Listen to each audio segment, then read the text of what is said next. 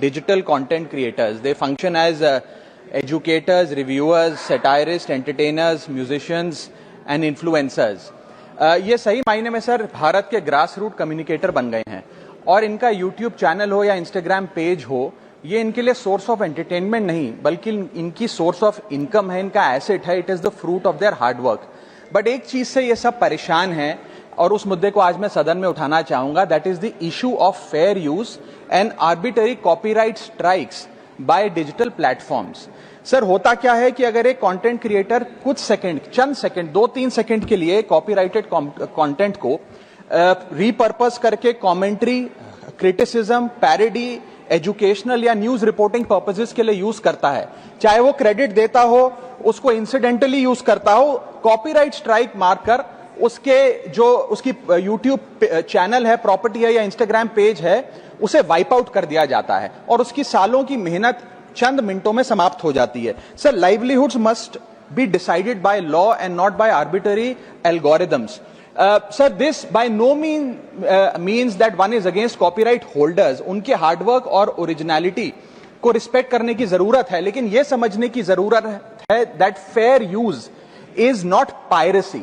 Fair use where sometimes the purpose of using this content is incidental or transformative must not tantamount to wiping out somebody's hard work. Sir, because innovation cannot grow in fear and creativity cannot survive under threat.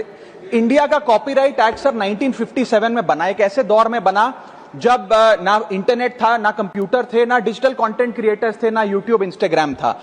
And this act lakhs the very definition of digital creators. ये fair dealing की बात करता है, लेकिन fair dealing की बात किताबों, magazine और जर्नल के कॉन्टेक्स्ट में करता है, जो उस दौर की इंफॉर्मेशन डिसेमिनेशन के सोर्सेज थे, ना कि आज के दौर की. इसीलिए मैं 3 मांगे आज सदन में लेकर आया हूं. मेरी पहली मांग है, amend the copyright act of 1957 and define digital fair use. परिभाषित करिए कि ट्रांसफॉर्मेटिव यूज क्या है, जैसे कि कमेंट्री, सटायर, क्रिटिक, एक्सप्लेनेशन.